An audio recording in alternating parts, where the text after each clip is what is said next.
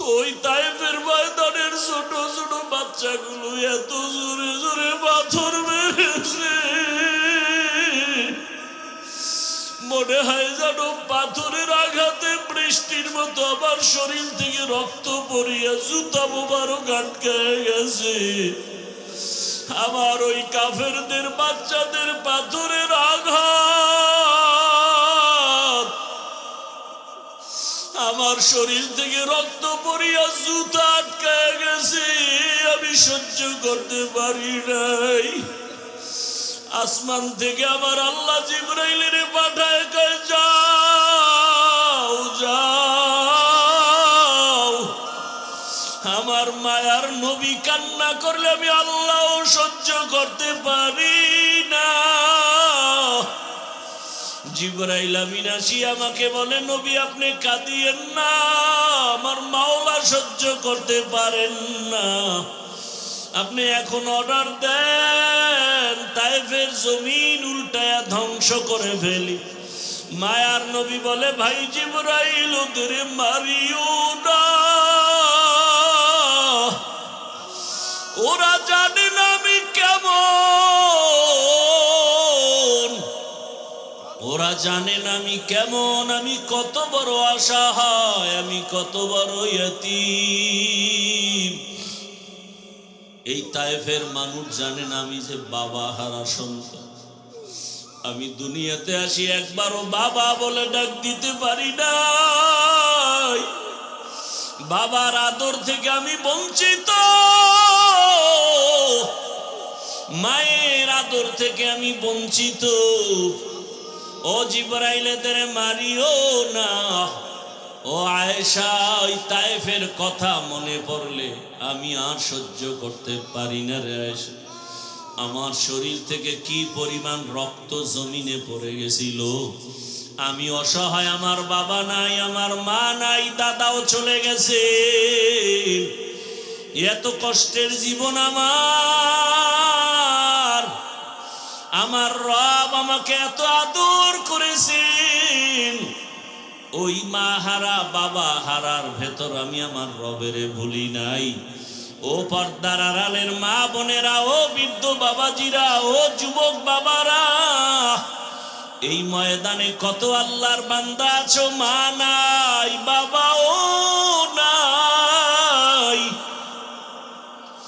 আজকে মা হারা বাবা হারা সন্তানের কলিজায় কত আঘাত। এই মা বাবার চোখের পানি আর দোয়া ছাড়া মানুষ হওয়া সম্ভব না রে বাবা। ওই মায়ের চোখের পানি, বাবার চোখের পানি আর কষ্ট আজ আল্লাহ চেয়ারে বসাইছেন। ওরে মা বাবার জীবনের কষ্টের ঋণ আদায় করা যাবে না রে সন্তান। আমার মায়ার নবী কাঁদেন মা হারা বাবা হারা হয়ে। ও এতিম সন্তানেরা, ওই মা বাবার চেহারাটাও কি মনে পড়ে না? কবরের মধ্যে রেখে কেমনে আরামে ঘুমাও। তোমার আমার মা জীবনে কত কষ্ট করেছে, একটু চোখ বন্ধ করে খেয়াল করো বাবারা। ও যুবকেরা, বৃদ্ধ বাবাজিরা, পর্দার আড়ালের মা বোনেরা, ওই আমার মালিকের ভুলে গেছেন। কোন দিন যেন মালিক ডাক দেয় আর থাকা যাবে না। ওই মা বাবার জন্য চোখের পানি ছেড়ে দোয়া করেন। কত বাবা এত কষ্ট করে করে সন্তানকে বড় বানাইছেন। এক সময় বাবা চাল কিনতে পারে নাই, ডাল কিনতে পারে নাই। কত বাবার মনে চাইতো ইলিশ মাছ খাবে, কিনার মতো টাকা ছিল না। কত মায়ের অন্তর চাইতো বেদানা আঙ্গুর খাবে, কেনার টাকা ছিল না। আজকে সন্তান তোমার ঘরে মাছের অভাব নাই, ফলের অভাব নাই, কিন্তু ওই মাছ আর ফল কে খাবে? মা বাবায় সাদা কাপড়ের প্যাকেট হয়ে কবরে পড়ে আছে। ওরে তুমি শীতের রাতে ঘুমাইলে মা ঘুমাইতেন না, রাতের গভীরে আসিয়া দেখতেন সন্তানটার মশারি নাই, শীতের ভেতরে গায়ে কম্বল নাই। মা বারবার কম্বল উঠায় দেয়, মশারি টানায় দেন। আজকে ওই মা বাবাকে ঠান্ডা মাটির মধ্যে রেখে যারা আরামে ঘুমাও, ওই মায়ের চেহারাটাও কি মনে পড়ে না? বাবার কথা কি মনে পড়ে না? ওই মা বাবার ঋণ আদায় কেমনে করবা? চোখের পানি ছেড়ে আল্লাহর কাছে কান্না করে দোয়া করো। আর যার মা বাবা বেঁচে আছে, ও আমার যুবক বাবারা, দোয়া নিও। ওই মা বাবার দোয়া ছাড়া জীবনের সফলতার দরজা খুলবে না রে বাবা। ও আমার কলিজার যুবক, ওই মা বাবারে কষ্ট দিও না রে বাবা। যদি বাবাকে পাও, হাতটা ধইরা দোয়া নেওয়ার চেষ্টা করিও। এই রত্ন হারায় গেলে আর জীবনে পাওয়া যাবে না। ওই বাবারে পাইলে দোয়া নিও, জীবনের সফলতার দরজা খুলে যাবে। মায়েকে পাইলে ঘরে গিয়া মাকে বলিও, মা জীবনে কত বেয়াদবি করেছি, তুমি গোপনে কষ্ট পেয়ে কান্না করেছো। আজ তওবার নিয়ত করেছি, আর বেয়াদবি করব না। তুমি আমার মাথায় হাতটা দিয়া দোয়া করে দাও। মাকে যদি বলতে পারো, দেখবা মায়ের চোখের কোঠায় পানি। মা ডেকে বলবে, বাবা আয়। আল্লাহর মোহাব্বত নিয়া মাথায় হাত দিয়া ডাকবে, ও আরশে আজিমের মালিক, আমার কলিজার সন্তানটাকে কবুল করে নাও। ও সন্তানেরা, ওই মা বাবার দোয়া নিয়ে আগায়া যাও। ওলামায়ে কেরামের দোয়া, শিক্ষকের দোয়া নিয়ে গাও। ও পর্দার আড়ালের মা বোনেরা, একটা আদর্শ সন্তানের মা হইয়া কবরে যান।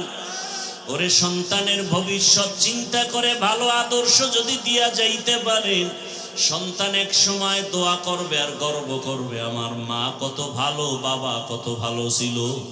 আমার মা নামাজের সময় নামাজ আদায় করত, কোরআন তেলাওয়াত করত, কখনো বেগানা নিয়ে পড়ে থাকতো না, মোবাইল নিয়ে পড়ে থাকতো না। আমার বাবা কত আদর্শবান। আমার বাবা নামাজ পড়তো, আদর করত, নামাজ ছাড়তো না, বেপরদায় চলতো না, বেগানার দিকে তাকাইতো না।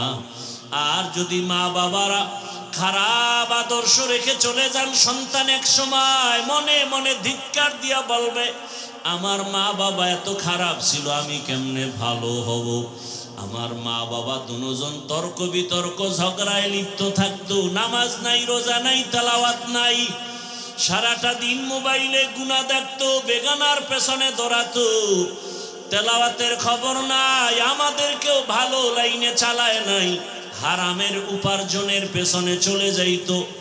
ধিক্কার জানাবে রে মা বাবা, এখনো সময় আছে, তওবা করেন, আল্লাহর কাছে মন খুলে দুফোঁটা চোখের পানি ছেড়ে বলেন, হে মালিক, জীবনে তো গুনাহ কম করি নাই, আজ থেকে গুনাহ করব না, নামাজ ছাড়ব না, বেপরদায় চলব না। আর যুবকেরাও তওবা করো, আর কোনোদিন মা বাবার সাথে বেয়াদবি করবা না, নামাজ ছাড়বা না, দাড়ি কাটবা না, বেপরদায় চলবা না। মা বাবার দোয়া নিয়া, শিক্ষকের দোয়া নিয়া, উলামায়ে কেরামের দোয়া পরামর্শ নিয়া, রসুলের মোহাব্বত নিয়া, নবীজির আদর্শ মেনে চলবা। তুকু যাও সুন্নতে আহমদ কুজাবা মুহাম্মদ कैबुअद निस्बत तोरा मन अहब्बा सुन्नती कौले रसूल मजदे का नमाई हम कुन कबूल। ঘুমে ধরছে আপনাদের? বাসায় গিয়ে তো মোবাইল চালাবেন না, ঘুমাবেন না, গুনাহ করবেন, কেউ দেখে না, কে দেখেন? আল্লাহরে ফাঁকি দেওয়া যাবে? মানুষ কয় হাফিজুর রহমান খুব ভালো মানুষ, আল্লাহ কয় আমি তো জানি তুই ভালো না খারাপ, আমি জানি তুই রাতের বেলা মোবাইল চালাও, তোর হাত না পাক, তোর চোখ না পাক, তোর জিহ্বা না পাক, তোর অন্তর না পাক। এত সোজা না জান্নাত পাওয়া? জান্নাত পাওয়া যদি সোজা হইতো, জান্নাতের টিকিট হাতের মধ্যে পেয়ে আবু বকর সারাটা জীবন কেন কান্না করলেন? রহমতের নবী আমার এশার নামাজের সাথে সাথে ঘুমায় যান, কারো সাথে কোনো কথা নাই। রহমতের নবী মসজিদে নববীর পাশেই তো হুজুরা আম্মা জান আয়েশা রাদিয়াল্লাহু আনহার হুজুরা। এশার নামাজে নবী ঘুমিয়ে পড়েছেন, আম্মা জান আয়েশা রাদিয়াল্লাহু আনহার হুজরার ভেতরে। নবী বলেন, আমি যখন ঘুমায় যাই আমার চোখ যদিও বন্ধ হয়, আমার কলব কখনো ঘুমায় না। আমার কলব অল টাইম জিন্দা। আমার ঘুম যখন চেপে আসলো, হঠাৎ ঘুমের মাঝে কান্নার আওয়াজ, আমার চোখ ঘুম ভেঙ্গে চোখ খুলে গেল। আমি সজাগ হইয়া হুজুরা থেকে বের হয়ে আমি নজর করে দেখলাম মসজিদের মধ্যে কান্নার আওয়াজ। এই গভীর রাতে কে কাঁদেন? ভাবছিলাম কোন সাধারণ কোন বান্দা। তাকায় দেখি আমার কলিজার সাহাবী, জান্নাতের 1 নাম্বার সাহাবী আবু বকর নামাজে দাঁড়ায় দাঁড়ায় কান্না করে। আবু বকরের এই পরিমাণ কান্নার আওয়াজ, যেই কান্নার আওয়াজে আমি রহমতের নবীর ঘুম ভেঙ্গে গেল। আমি অপেক্ষায় দাঁড়ায় আছি, আবু বকর নামাজে হাউমাউ করে কাঁদতেছে। নামাজ শেষ করার পরে আবু বকর তাকায় দেখে রহমতের নবী দাঁড়ায় আছেন। আবু বকর বেকরার হয়ে রহমতের নবীর সামনে বিনয়ের সাথে বললেন, ইয়া রাসূলুল্লাহ, আমাকে মাফ করে দেন, বেয়াদবি করে ফেলেছি। আমার কান্নার আওয়াজ বুঝি আপনার ঘুম ভেঙে গেছে, আমাকে আপনি মাফ করে দেন। রহমতের নবীর যেই শরীর মোবারক একটা মশা পড়ে না, মাছি পড়ে না। রহমতের নবী ঘুমায় যায়, আমার কান্নায় ঘুম ভেঙ্গে যাবে তো ভাবার না। রহমতের নবী বলেন, হে আবু বকর, নামাজের ভেতরে কেন কাঁদছেন? আবু বকর বলেন, ইয়া রাসূলুল্লাহ, হাসরের ময়দানের কথা আমার মনে পড়েছে, জন্য কান্না করেছি। জান্নাতের টিকিট হাতের মধ্যে পাওয়ার পরেও আবু বকর সারা জীবন কেন কাঁদছেন? আর আপনার আমার তো নামাজ নাই, তেলাওয়াত নাই। যেইভাবে নামাজ আল্লাহ চায় ওভাবে দিতে পারি না, না রুকু আছে না সেজদা আছে। নামাজে দাঁড়াইলে দুনিয়ার পেরেশানি অন্তরে চেপে বসে। এই নামাজ দিয়া জান্নাতে যাওয়া যাবে না। আবু বকর বলেন, ইয়া রাসূলুল্লাহ, কোরআনের একটা আয়াত পড়েছি আর কান্না করেছি। কোন আয়াত? আবু বকর বলেন, ইন্নাল্লাহ আশতারা মিনাল মুমিনিনা আনফুসাহুম ওয়া আমওয়ালাহুম বিআন্না লাহুমুল জান্নাহ। আল্লাহ এই আয়াতে বলেছেন, আমি মুমিনের জান মাল কিনে নিয়েছি, বিনিময়ে মুমিনের জান্নাত দিয়েছি। রহমতের নবী বলেন, এটা তো খুশির কথা, এখানে কান্নার কি আছে? আবু বকর বলেন, না, হাসরের ময়দানটা বড় ভয়ঙ্কর।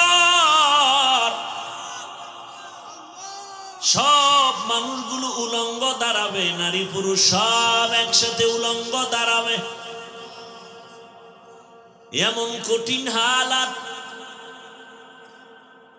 যে একদিকে সূর্যের গরম,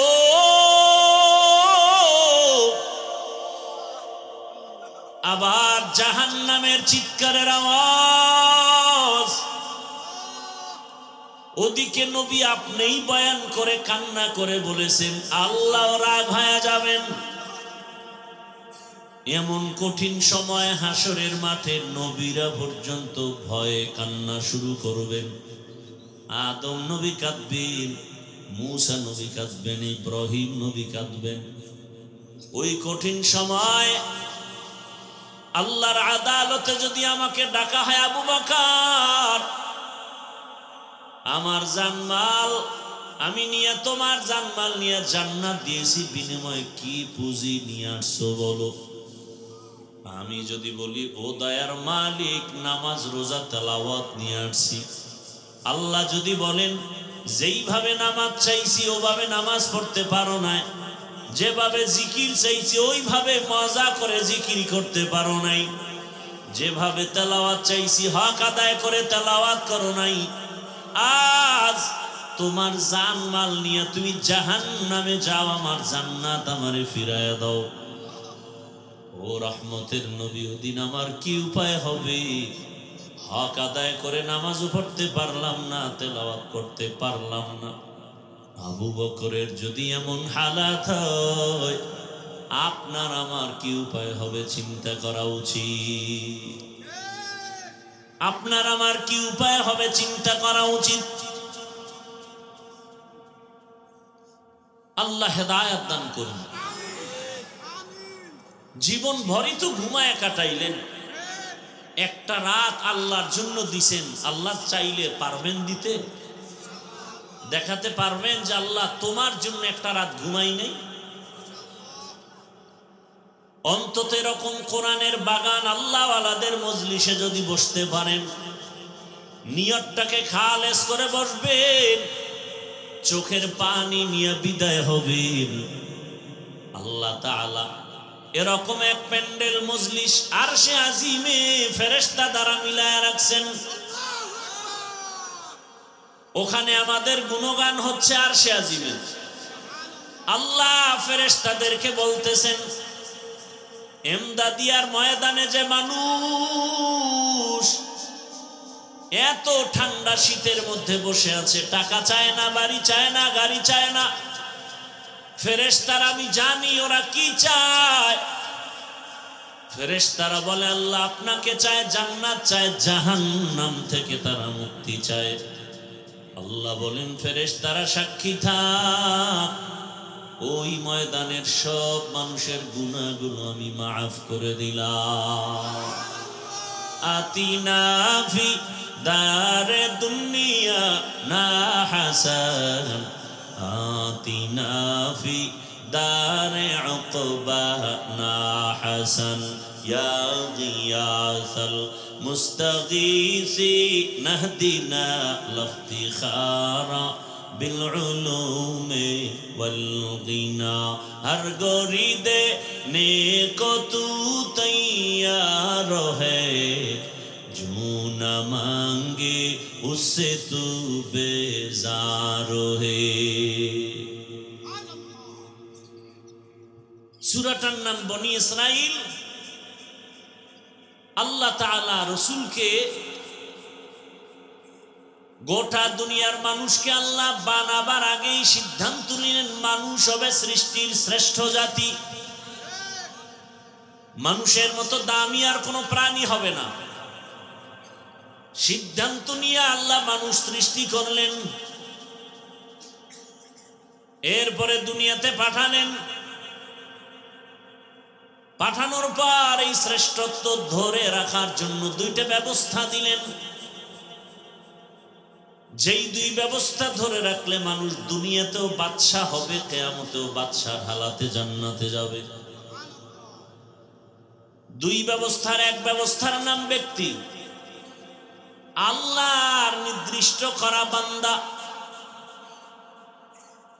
দ্বিতীয় হলো আল্লাহর দেয়া কিতাব। আল্লাহ যত ব্যক্তি পাঠাইছেন মানুষকে শান্তির ঠিকানা বুঝায় দেওয়ার জন্য, এই ব্যক্তিদের মধ্যে শ্রেষ্ঠ ব্যক্তি হলেন রাহমাতুল লিল আলামিন। আর আল্লাহ যত কিতাব দিয়েছেন, এই কিতাবের মধ্যে শ্রেষ্ঠ কিতাব হলো কোরআনুল কারীম। রহমতের নবী এবং কোরআন। দুনিয়ার মধ্যে যত ব্যক্তি শ্রেষ্ঠ হলেন রহমতুল লিল আলামিন। আর দুনিয়াতে যত কিতাব আছে শ্রেষ্ঠ কিতাব হলো কোরআনুল কারীম। আমার রহমতের নবী কোন কোন কারণে শ্রেষ্ঠ, শুধু আয়াতগুলো যদি তেলাওয়াত করি ঘন্টাকে ঘন্টা চলে যাবে। আমার নবী যে শ্রেষ্ঠত্বের আয়াত আল্লাহ দিছেন, ইন্না আ'তাইনাকাল কাউসার ফাসাল্লি লিরাব্বিকা ওয়ানহার ইন্না শানিআকা হুয়াল আবতার। নবীজিকে আল্লাহ কাউসার দান করেছেন শ্রেষ্ঠত্বের একটা কারণ। নবীজিকে আল্লাহ এত মর্যাদা দান করেছেন তার আর এক কারণ আর এক আয়াতে, ওয়ামা আরসালনাকা ইল্লা রাহমাতাল লিল আলামিন। রহমতের নবী শ্রেষ্ঠ কেন তার আর এক কারণ, মা কানা মুহাম্মাদুন আবা আহাদিম মির রিজালিকুম ওয়ালাকিন রাসূলুল্লাহি ওয়া খাতামান নবিয়্যিন। রহমতের নবী শ্রেষ্ঠ হওয়ার আরো কারণ, ইন্না আরসালনাকা শাহিদান ওয়া মুবাশশিরান ওয়া নাযীরা ওয়া দাঈয়ান ইলাল্লাহি বিইذনিহি ওয়া সিরাজাম মুনীরা। রহমতের নবীর শ্রেষ্ঠ হওয়ার আরো কারণ, লাকাদ কানা লাকুম ফি রাসূলিল্লাহি উসওয়াতুন হাসানাহ। রহমতের নবী শ্রেষ্ঠ হওয়ার আরো কারণ, ওয়াদ-দুহা ওয়াল-লাইলি ইযা সাজা মা ওয়াদ্দা'আকা রাব্বুকা ওয়া মা ক্বালা ওয়ালাল আখিরাতু খায়রুল লাকা মিনাল উলা। আল্লাহ আমার নবীকে যত কারণে শ্রেষ্ঠ বানাইছেন এর মধ্যে একটা কারণ হলো আমার তেলাওয়াতকৃত আয়াত, সুবহানাল্লাযী আসরা বিআবদিহি লাইলাম মিনাল মাসজিদিল হারাম। সমষ্টি কথা হলো মেরাজ দিয়ে আল্লাহ আমার রাসূলকে শ্রেষ্ঠ মর্যাদা দিয়েছেন। বর্তমান আরবি মাস রজব, এর পরের মাস শাবান, এর পরের মাস রমাজান। ধৈর্য ধরলে আমি ধারাবাহিক আলোচনা করব, আর উঠা বসা করলে লাইন কাইটে দিয়ে দোয়া করে দিব।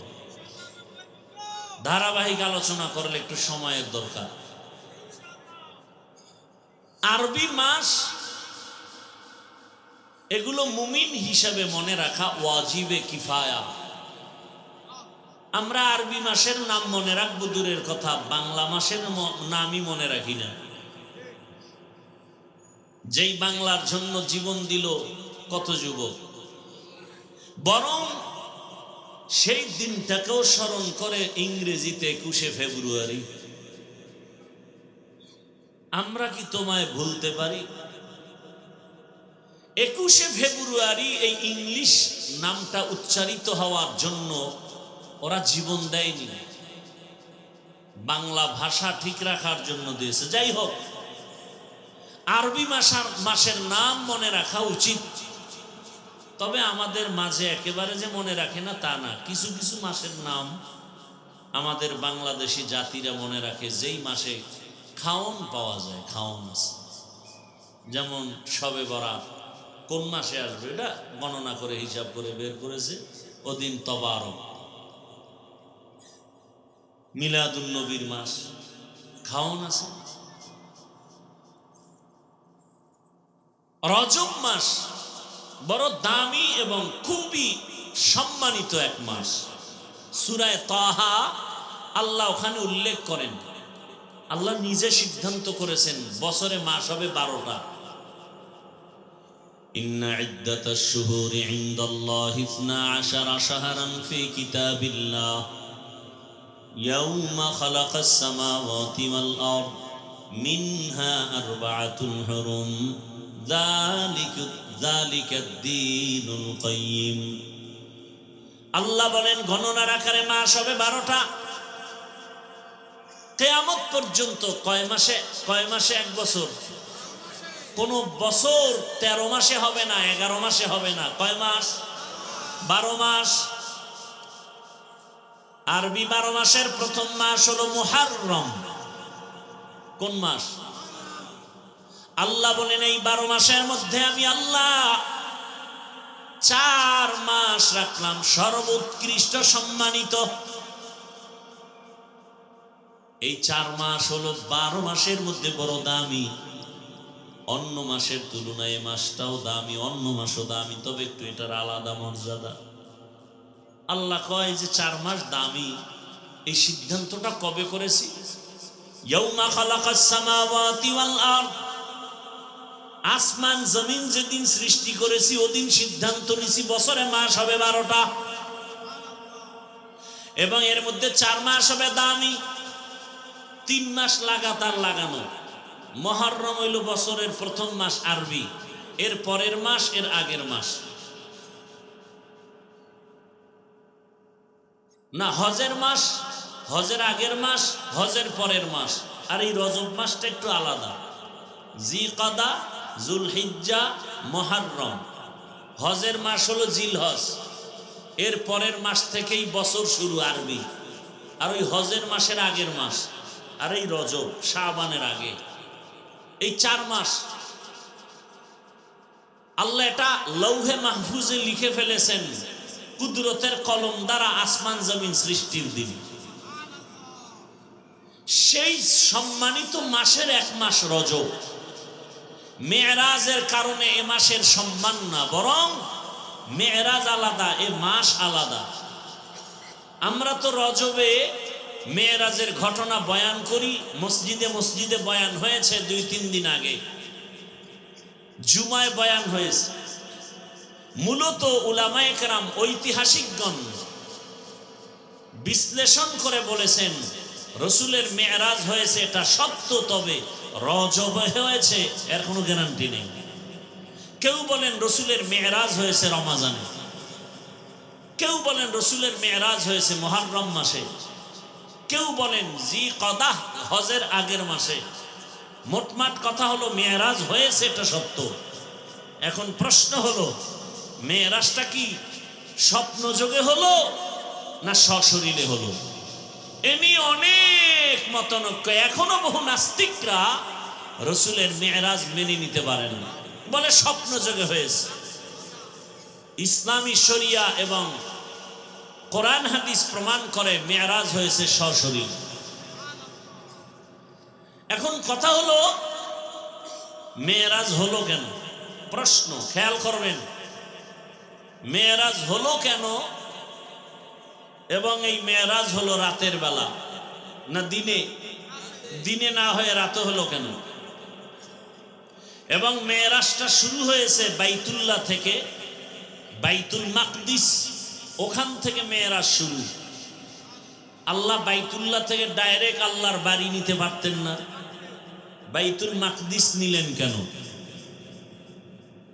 কথা বুঝে আসছে? এরপরে আসেন আয়াতের বিশ্লেষণ। আয়াতে ঢুকার আগে এই কথাগুলো খেয়াল করি। পৃথিবীতে আল্লাহ যত নবী রাসূল পাঠিয়েছেন সকলের মেরাজ হয়েছে।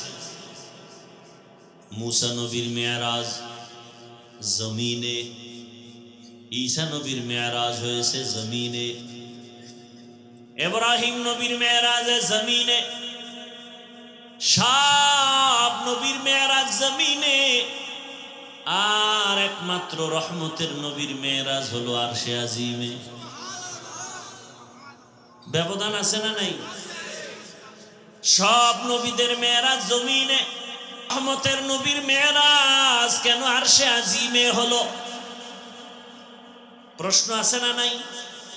ভালো করে খেয়াল করেন। কারণ হলো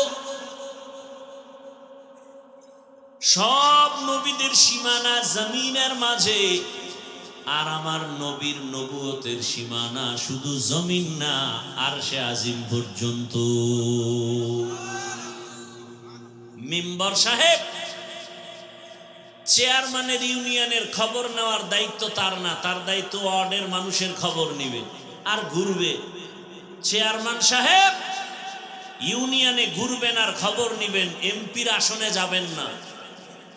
এমপি সাহেব তার আসনের মানুষের খোঁজ খবর নিবেন, সরকারের ভূমিকা নিবেন না। কথা ঠিক না? মূসা নবীর যতটুকু সীমানা অতটুকুর জন্যই তিনি খোঁজ খবর নিবেন তার নবুয়তের সীমানা। ইব্রাহিম নবীর নবুয়তের সীমানা জমিনের যতটুকু দিয়েছে অতটুকু নিবেন। আর আপনার আমার রহমতের নবী, আল্লাহ তাকে নবুয়তের সীমানা দিয়েছেন দো জাহান সহ। রহমতের নবীর নবুয়তের সীমানা শুধু জমিনে না, কারণ আমার নবী শুধু জমিনের নবী না, কুল মাখলুকতের নবী। তাহলে জমিন দেখানো হয়ে গেছে, নবীর যে নবুয়তের সীমানা আর উপরে আছে এটা দেখাতে হবে না। এজন্য আল্লাহ তাকে উপরে নিছেন, ইনভাইট করেছেন, দাওয়াত দিয়েছেন। নাম্বার 2, সব নবীদের মেরাজ হলো ইমতিহান, আর আপনার আমার রহমতের নবীর মেরাজ হলো ইনআম। সব নবীদের মেরাজ হলো পরীক্ষা, আর আপনার আমার রহমতের নবীর মেরাজ হলো একমাত্র পুরস্কার। সব নবীর মেরাজ পরীক্ষা, আমার রসুলের মেরাজ পুরস্কার। পরীক্ষা ছাড়া পুরস্কার পায়নি। কথা বলেন না কেন? নবীরে যদি পুরস্কার দিতে আরশে আজিমে নেয় তো পরীক্ষা হইল কই? সব নবীর পরীক্ষা। মেরাজ মানে পরীক্ষা। এবং মেরাজের স্থান আদম আলাইহিস সালামের মেরাজ আরাফাতের ময়দানে, মূসা নবীর মেরাজ তুর পাহাড়ের চূড়ায়, ইব্রাহিম তার মেরাজ হলো আগুনের ভেতরে। আরে মেরাজ মানে উপরে উঠা। মেরাজ মানে কি? খেয়াল করেন, খেয়াল করেন। বয়ান ইচ্ছা করে করা যায় না, চুম্বুকে চুম্বুক টানলে না কাজ হয়। কথা ঠিক না? আল্লাহ কথা বের করে দেন, মুখস্থ করে বলা যায় না।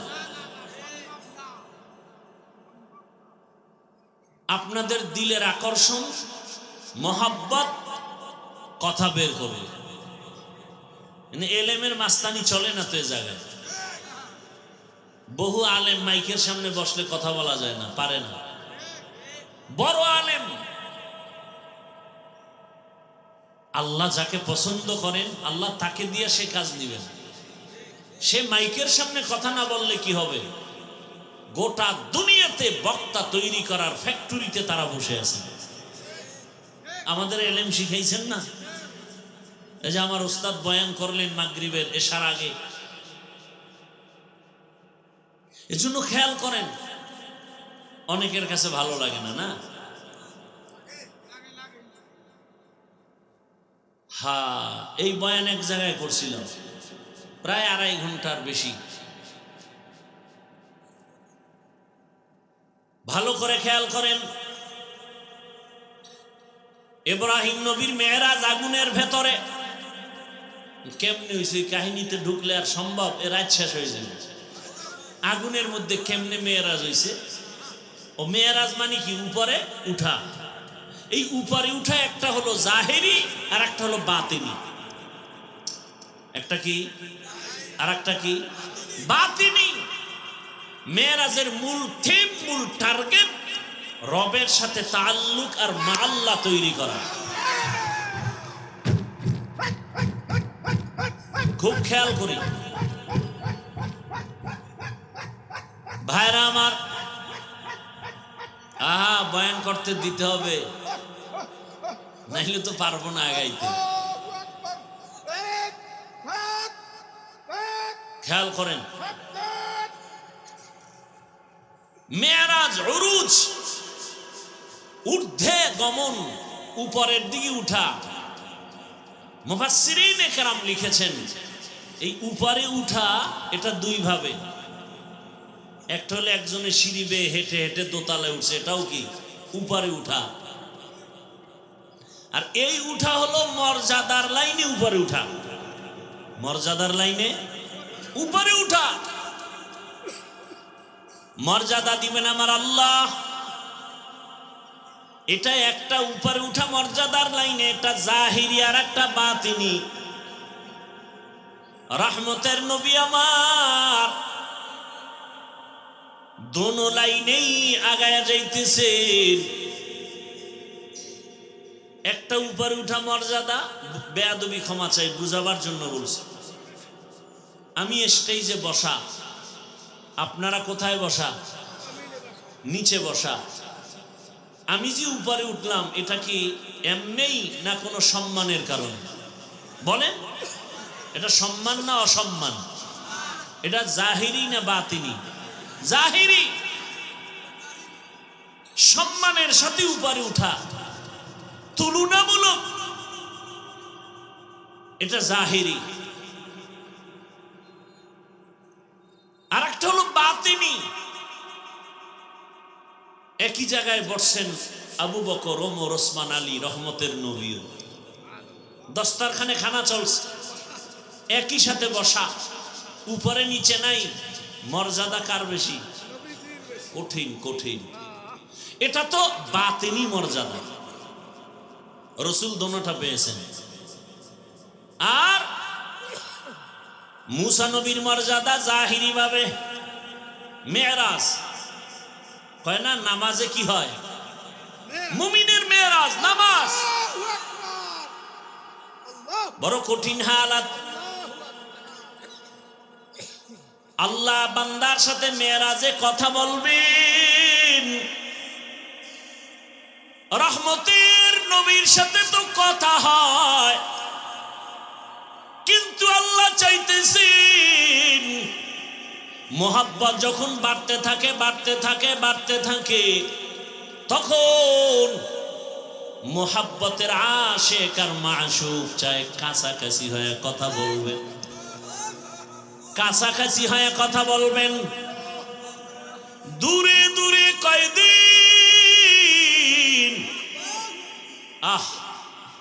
মুসা নবী আল্লাহর বন্ধু, ঈসা নবী আল্লাহর বন্ধু, ইব্রাহিম আল্লাহর বন্ধু,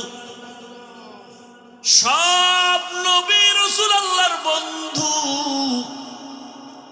আপনার আমার নবীও আল্লাহর বন্ধু, তবে ব্যবধান সব নবী রাসূল আমার আল্লাহ তাআলার আশিক, আর আমার আল্লাহ নিজে হলেন মুহাম্মদের আশিক। কেমন কথা, বড় কঠিন হালাত।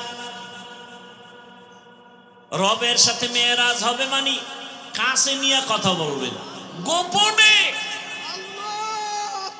আল্লাহর নবী মুসা দৌড়ায় তুর পাহাড়ে মালিকের সাথে কথা বলবে। কথা যত বলে মায়া তত বাড়ে, মোহাব্বত বাড়ে। মুসা নবী তুর পাহাড়ে গেলেন আগুন আনার জন্য।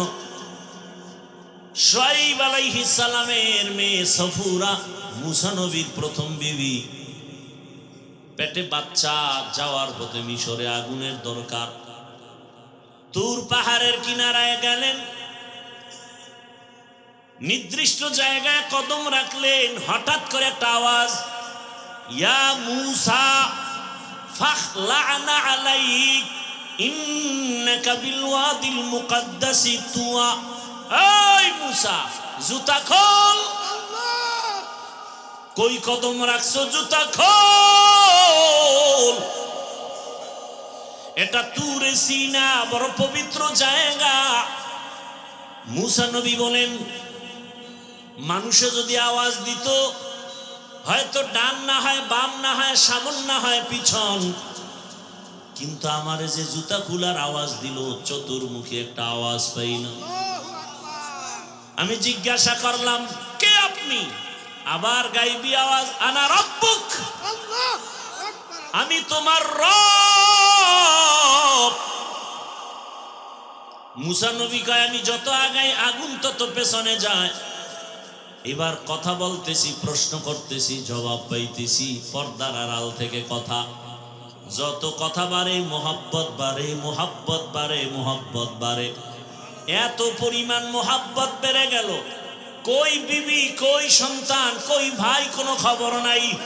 এখন তো এমন ভাবে মোহাব্বতের বন্ধনে আবদ্ধ, স্ত্রীর চিন্তা নাই, ঘরের চিন্তা নাই, ভাইয়ের চিন্তা নাই, দলের চিন্তা নাই। এখন একটাই অন্তরে আমার রব, আমার রবের আমি কাছে পেয়ে গেলাম, কথা পাইতেছি। এখন আর বাড়ির চিন্তা নাই, কেমনে রবেরে দেখবে।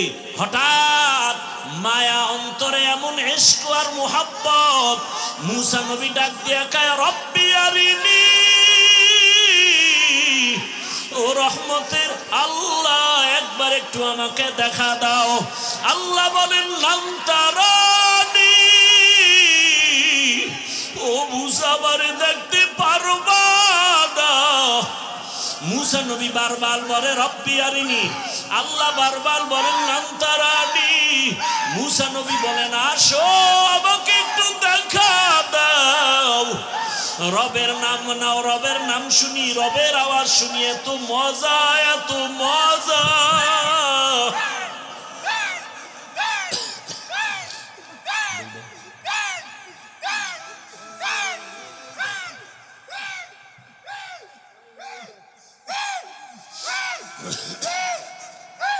আরে দেশটা নুডা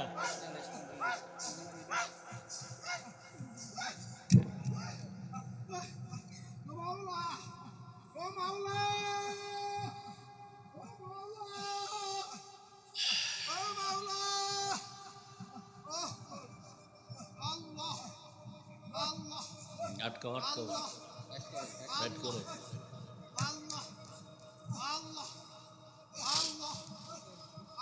ভাইরা আমার,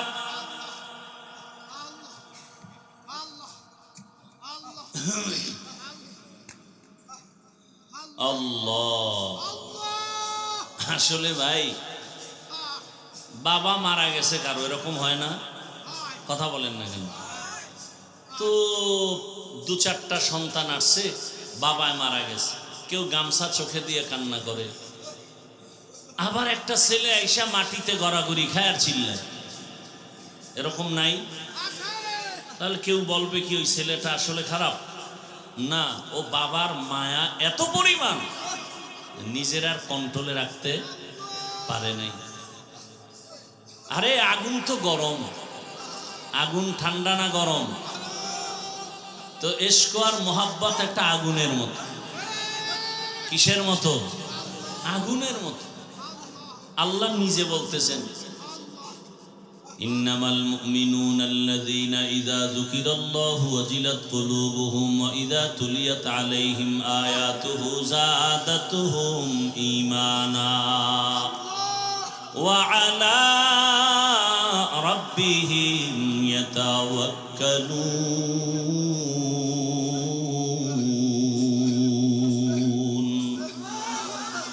আল্লাহ বলেন যারা খাঁটি ঈমানওয়ালা, এদের সামনে যখন আমার নাম বলা হবে, আল্লাহর নামের জিকির হবে, নাম উচ্চারণ হবে, তখন তাদের কলবে ঝালঝালা শুরু হয়ে যাবে, কলবের ভেতরে কম্পন। আর যখন কোরআনের তেলাওয়াত হবে, তখন তাদের ঈমান এই পরিমাণ তাজা হয়ে যাবে। ঈমান যখন তাজা হয়ে যাবে, আরে একটা মানুষের চিন্তা চেতনা এমন, আমি প্রায় সময় বলি, শামসুল হক ফরিদপুরি রহমাতুল্লাহ আলাইহি বলেন দুনিয়াতে যত মানুষ দেখো সব পাগল। কেউ টাকার পাগল, কেউ ক্ষমতার পাগল, কেউ নারীর পাগল, কেউ বাড়ির পাগল, কেউ সৌন্দর্যের পাগল। আর এ দুনিয়াতে একদল মানুষ, এরা টাকার পাগল না, গাড়ির পাগল না, বাড়ির পাগল না, সৌন্দর্যের পাগল না। এই মানুষগুলো একমাত্র আমার মাওলার পাগল। যে টাকার পাগল সে 24টা ঘন্টাই ফিকির করে টাকা, টাকা, ডানে বামে সামনে পেছনে টাকা। যে গাড়ির পাগল সে সব সময় ফিকির গাড়ি আর গাড়ি। যে বাড়ির পাগল সে 24টা ঘন্টায় ফিকির আর জিকির বাড়ি বাড়ি বাড়ি। আর যেই বান্দার অন্তরে আমার মালিকের আগুন, ওই বান্দা বাড়ি চায় না, গাড়ি চায় না, ওই বান্দার অন্তরে সবসময় আগুন জ্বলে। আমার মালিক, আমার মালিকের তো এখনো চিনতে পারি নাই। আজ আমি কথা বলি, কত সুন্দর কণ্ঠের আওয়াজ। এই সুন্দর কণ্ঠ কে দিলেন? তাকে তো একবারও চিনলাম না। আমারে বাড়ির মালিক, গাড়ির মালিক, সন্তানের মালিক কে বানাইছেন? বাড়ি চিনলাম, গাড়ি চিনলাম, সন্তান চিনলাম, সব চিনলাম, কিন্তু গাড়ি যে আমাকে মালিক বানাইলেন তারে তো এখনো চিনলাম না। আল্লাহ তাআলা মুহাব্বত, বান্দাকেই তো আল্লাহ মুহাব্বতের দরজা খুলে ডাকেন। ইব্রাহিম নবীর মেরাজ দিলেন আগুনের মধ্যে নিয়া। আগুন জ্বলতেছে কিন্তু ইব্রাহিম জ্বলে না, কারণ আমার মালিকের কুদরতের নজর পড়ে গেছে। ইউনুস আলাইহিস সালামের সাথে মেরাজ হয় মাছের পেটের মধ্যে নিয়া। ওই মাছের পেটে গিয়াও ইউনুস আমার আল্লাহকে ভুলেন না। ওই মাছের পেটের মধ্যে ইউনুস আমার আল্লাহকে ডাকতেছেন। আল্লাহ বলেন, যে আমাকে ভুলে না আমিও তাকে ভুলতে পারি না। আল্লাহ তাআলা মুসা নবীর সাথে কথা বললেন তুর পাহাড়ে, মেরাজ। আদম আলাইহিস সালামের সাথে মেরাজ আরাফার ময়দান। আর আপনার আমার নবীর সাথে মেরাজের চূড়ান্ত ঠিকানা দিলেন আরশে আজিম। সেই মেরাজ হলো রাতের বেলা না দিনে? রাতে। কেন? বন্ধুর সাথে বন্ধুর মোহাব্বতের আলাপটা তো রাতের অন্ধকারেই ভালো হয়। এশকে আশালাস্তে কোচো বরফরো হরচে জুজ মাশুকে বাকি জুমলাসু। আল্লাহ এজন্য নবীকে রাতের বেলা নিয়ে গেলেন, আর সে আজিমে নিয়ে কথা বলবেন। আল্লাহ তাআলা জিবরাইল আমিনকে পাঠায় বলে, যাও আমার নবীকে সাজাইয়া নিয়ে আসো আমার বাড়ি আরশে আজিমে। জান্নাত থেকে একটা বোরাক নিয়ে যাও। জান্নাত থেকে একটা বোরাক সুন্দর করে সাজাইয়া রহমতের নবীর ঘরের দরজায় নিয়ে হাজির হয়ে যাও। হোয়া হুকুম জিবরাইল কো यूं शिताब बुराक एक जन्नत से कर इंतखाब सजा उसको ज़ेवर से तू ताबपा फिर उसको तू काबा में ले कर के जा। আল্লাহর অর্ডার হয়ে গেল। আমার রসুলকে এখন কাছে বসায় কথা বলবেন। বোরাক নিয়ে জিবরাইল হাজির। রাতের বেলা, এমন রাত নবীও ঘুমায়। মক্কা নগরীর পাশে হাতিমে কাবা। জিবরাইল আমিন বোরাকটা বাইতুল্লাহর পাশে রাখিয়া এইবার তিনি চলে গেলেন আমার রসুলকে ঘুম থেকে সজাগ করার জন্য। নবী ঘুমন্ত অবস্থায় আছেন, রাতের গভীর। নবী কোথায় ঘুমাচ্ছেন? এই ক্ষেত্রে তিনটা মতামত পাওয়া যায়। কেউ বলেন নবী হাতিমে কাবায় ঘুমাচ্ছেন, কেউ বলে নবী শিয়াবে আবু তালিবের মধ্যে ঘুমান, কেউ বলেন নবী তার চাচাতো বোন উম্মে হানির ঘরের মধ্যে ঘুমাচ্ছেন। তিনটাই সহি। উম্মে হানির ঘর হলো শিয়াবে আবু তালিবের মাঝখানে। জিবরাইল আমিন নবী তো ঘুমান। ঘরের উপর থেকে 7 ছিদ্র করে জিবরাইল ঢুকলেন। দরজা দিয়ে ঢুকছে না উপর দিয়া? 7 ছিদ্র করে মাঝখান দিয়া ঢুকলেন। জিবরাইল আমিনের 600 নূরের পাখা রহমতের নবী ঘুমাচ্ছেন, এই মুহূর্তে কোনো আওয়াজ দেওয়া যাবে না। রহমতের নবী ঘুমান, হাত লাগানো যাবে না, মাথায় কোনো টাচ করা যাবে না। জিবরাইল 600 নূরের পাখা এক পাশে রেখে রহমতের নবীর কদম মোবারকের তলায় গিয়ে একটু পাখা লাগায় দিলেন। কেউ বলেন জিব্বা লাগাইছেন। রহমতের নবী সজাগ হয়ে গেলেন, তাকায় দেখে জিবরাইল আমিন সামনে বসা।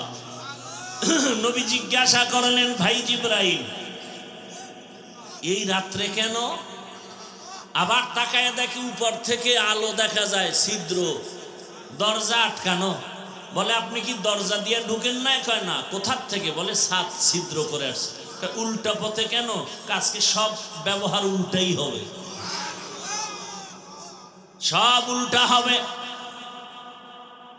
আপনার জন্য এক মহা সুসংবাদ দিয়ে আসছি।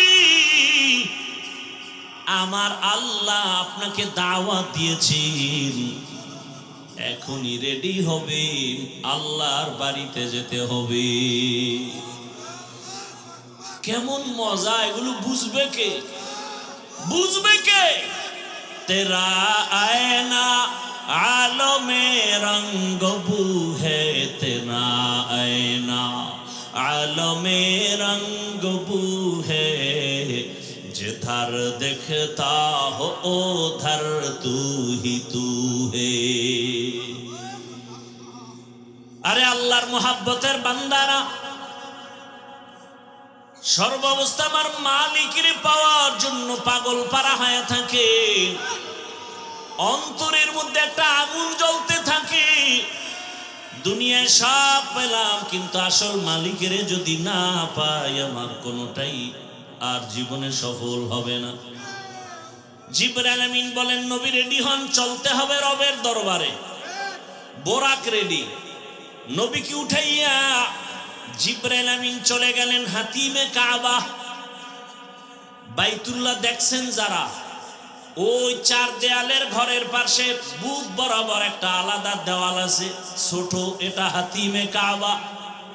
পুরাটাই ছিল বাইতুল্লাহর ঘর, পুরাটাই।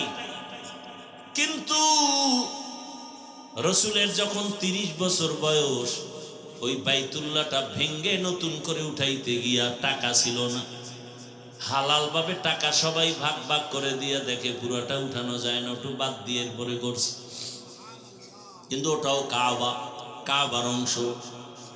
বাইতুল্লাহর মধ্যে 2টা দরজা ছিল। কয়টা? এখন একটা আছে, আর একটা নাই। ওই বরাবর ওই পাশে আর একটা।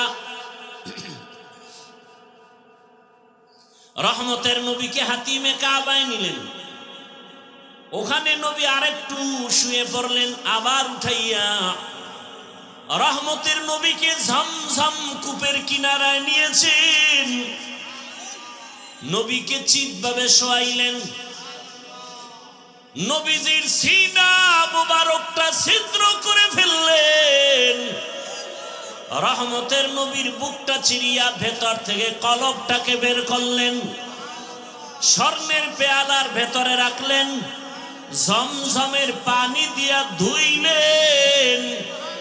নবী বলেন, আমি তাকায় তাকায় দেখতেছি, ওখানে জিবরাইল দাঁড়ানো, ওখানে মিকাইল দাঁড়ানো, আমার ডানে 70,000 রহমতের ফেরেশতা দাঁড়ানো, আমার বামে 70,000 রহমতের ফেরেশতা দাঁড়ানো, সামনে রহমতের 70,000 ফেরেশতা দাঁড়ানো, পেছনে 70,000 রহমতের ফেরেশতা দাঁড়ানো।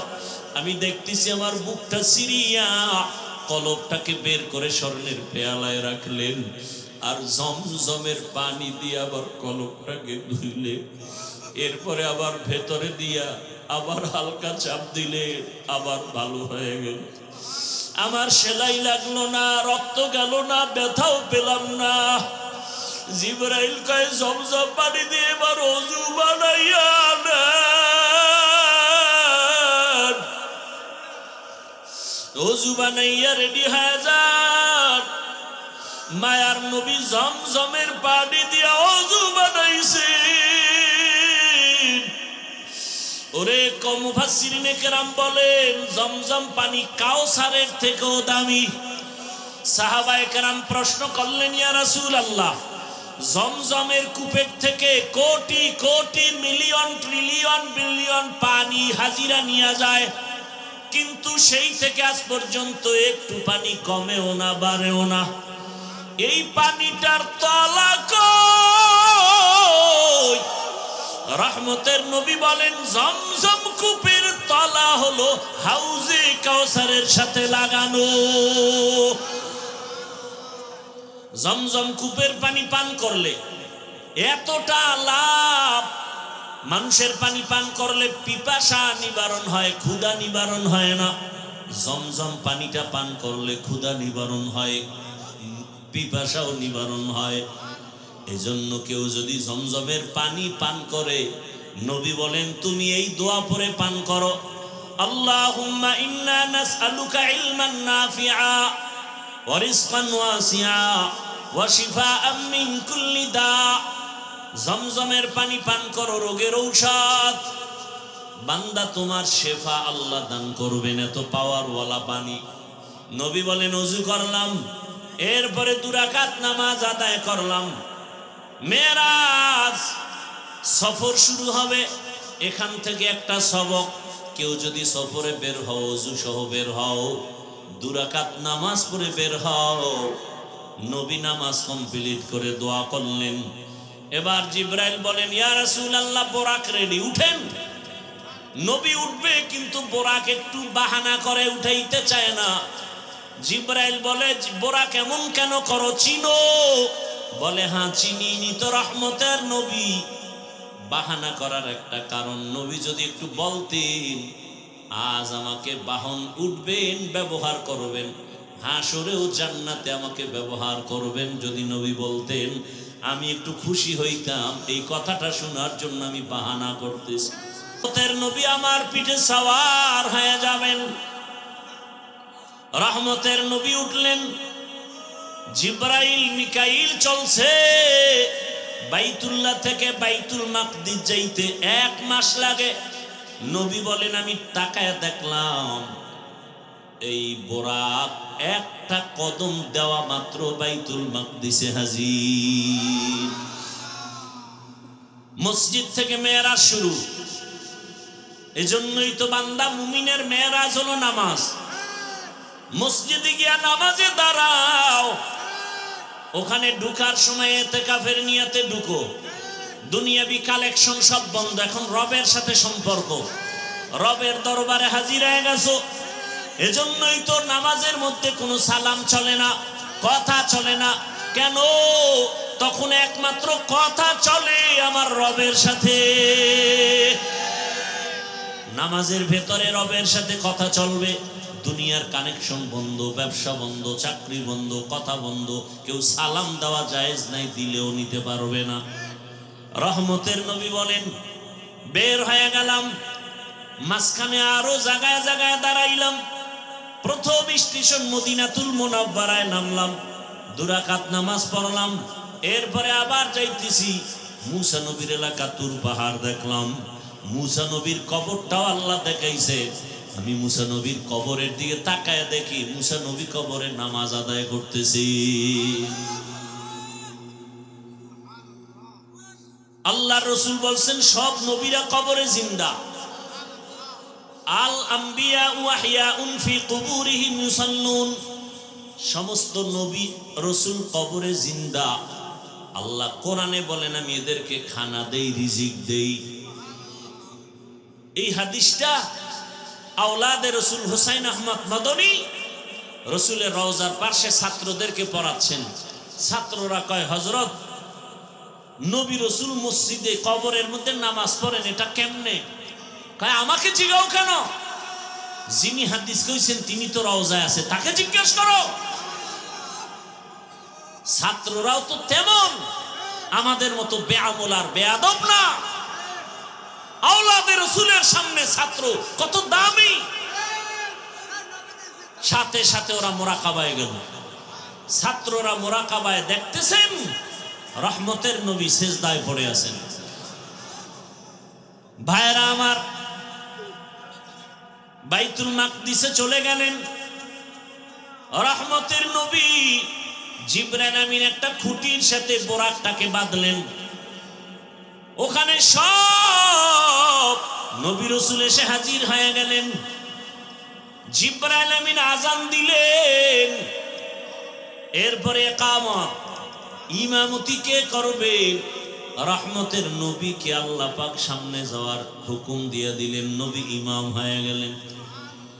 প্রত্যেকটা পয়েন্টে অনেক কথা বলার সময় নাই।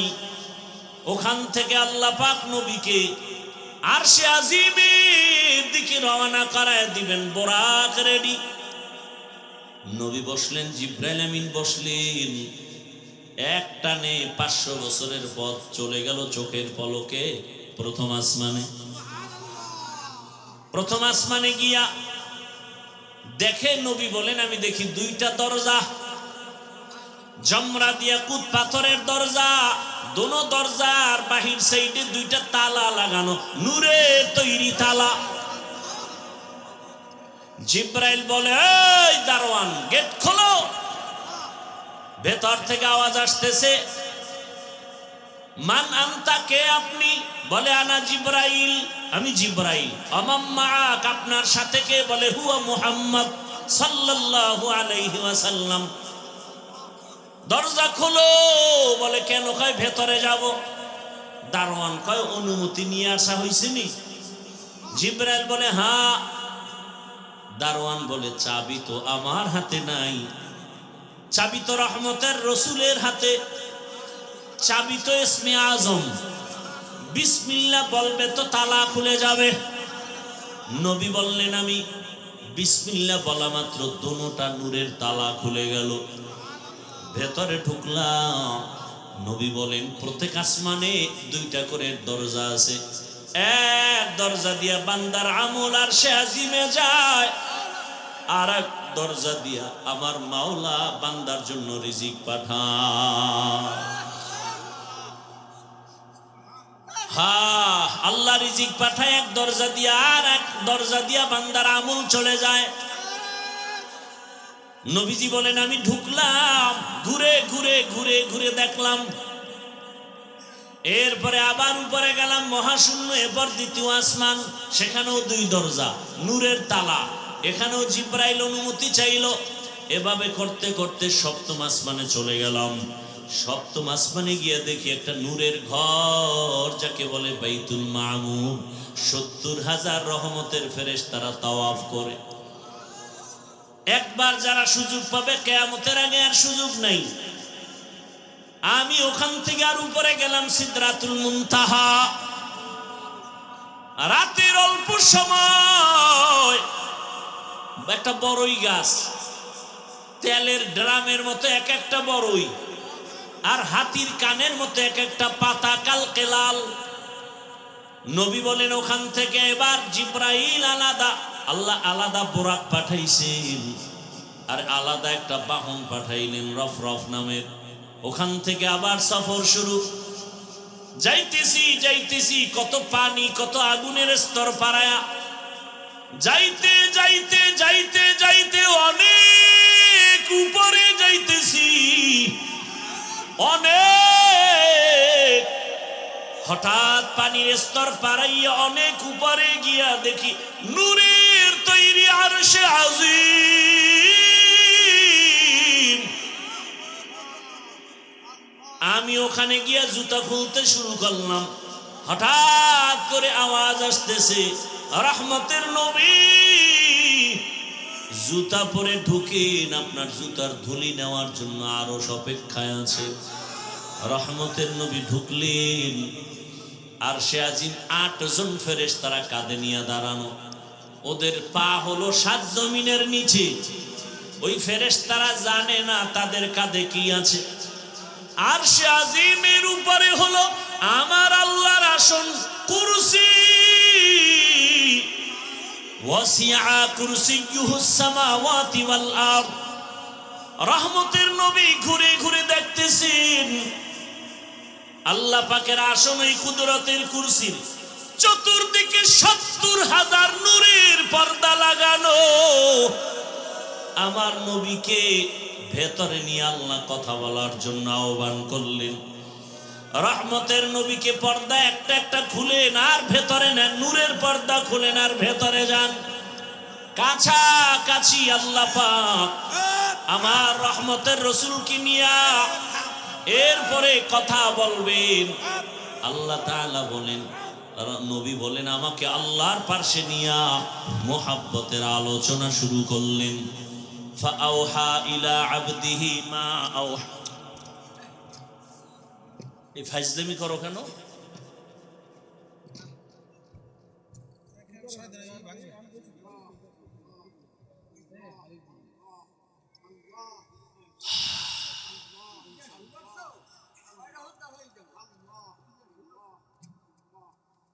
ইশক মোহাব্বত ভালো, সম্মান ভালো, আবেগ দিয়ে বেয়াদবি করা ভালো না। মাইক টাইনে লইয়ে যাওয়া, সুমা দেওয়া, এটি বেয়াদবি, এটি ইশক না, এটা কন্ট্রোল করতে হবে।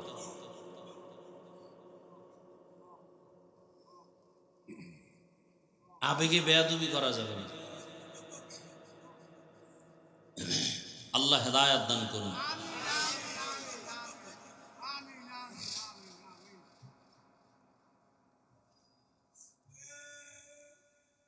আল্লাহ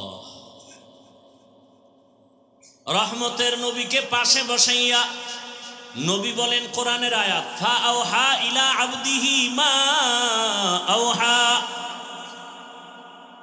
আল্লাহ তাআলা বলেন, আমি রসুলকে মনের মতো কথা বললাম। এবার আসেন আয়াতের ভেতরে আল্লাহ বলছেন, সুবহান, আমি পবিত্র। আল্লাহ তো সব সময় পবিত্র। মেরাজের ঘটনা বয়ান করতে গিয়ে পবিত্র শব্দ বললেন কেন? মুফাসসিরিনে কেরাম বলেন, মানুষ অনেকে কল্পনা করে এটা কেমনে সম্ভব, কেমনে সম্ভব, কেমনে সম্ভব। আল্লাহ বলেন, তোমার সব প্রশ্ন থেকে আমি পবিত্র, আমি সুবহানের দ্বারা সম্ভব। দুনিয়ার সবাই বলে অসম্ভব, সুবহান তার দ্বারা কি সম্ভব। ঈসা নবীকে জমিন থেকে দ্বিতীয় আসমানে যদি মাওলায় নিতে পারেন, আমার রসুলকে পারবেন না? পারেন না? মুসা নবীকে আমার আল্লাহ তুর পাহাড়ে নিয়ে কথা বলায় বেহুশ করাতে পারেন। ইউনুস নবীকে মাছের পেটে নিয়ে আবার যদি ফিরায় দিতে পারেন, তাহলে আমার রসুলকে আরশে নেওয়া অসম্ভব। আল্লাহ বলেন, সুবহান, আমি পবিত্র, সত্তার জন্য সম্ভব। বিলকিসের সিংহাসন সুলাইমান পয়গম্বরের সামনে চোখের পলকে হাজির করেছেন একজন সাধারণ মুসলমান মানুষ, কোরআন ও হাদিসের ইলমওয়ালা, আল্লাহর দেওয়া ইলমের অধিকারী, চোখের পলকে নিয়ে আসেন। এটা যদি পারে, আমার রসুলকে আল্লাহ কেন আরশে আজিমে নিতে পারবেন না? আল্লাহ বলতে গিয়ে বলেন, সুবহান, পবিত্র সত্তা, আল্লাযী আসরা বিআবদিহি, ভ্রমণ করাইলেন তার বান্দাকে। এখানে একটা পয়েন্ট খুব খেয়াল করবেন, ভ্রমণ করাইলেন আল্লাহ তার, এখানে বান্দা বলতে কে? মুহাম্মদুর রাসূলুল্লাহ। আচ্ছা, এখানে অনেক কঠিন কথা। কোরআনে হাকিমে আমার আল্লাহ নূহ নবীকে নাম ধরে ডাকছেন, ইয়া নূহ। ইব্রাহিম নবীরে ডাকলেন, ওয়ানাদাইনাহু আইয়া ইব্রাহিম। মুসা নবীরে ডাকলেন, আমা তিলকা বিয়ামিনিকা ইয়া মুসা। কিন্তু কোরআনে হাকিমে কোথাও আমার রব আমার রসুলের নাম ধরে ডাকেন নাই। খুব খেয়াল করিয়েন, আল্লাহ পাক আমার নবীকে যত জায়গায় ডাকছেন সম্মান সূচক শব্দ দিয়ে ডাকছেন, ইয়া আইয়ুহাল মুজাম্মিল কুমিল লাইলা ইল্লা কলিলা, ইয়া আইয়ুহাল মুদ্দাসসির কুম ফাআনজির ওয়া রাব্বাকা ফাকাব্বির ওয়া সিয়াবাকা ফাতাহহির। আমার নবীকে রাহমাতুল লিল আলামিন উপাধি দিয়ে সম্বোধন করলেন। আমার নবীকে শাহিদা ওয়া মুবাশশিরা বলে সম্বোধন করলেন। আমার নবীকে সম্বোধন করলেন তাহা, ইয়াসিন, কোথাও নাম নিলেন না, কিন্তু শব্দগুলো যে আল্লাহ সম্বোধন করলেন বড় দামি।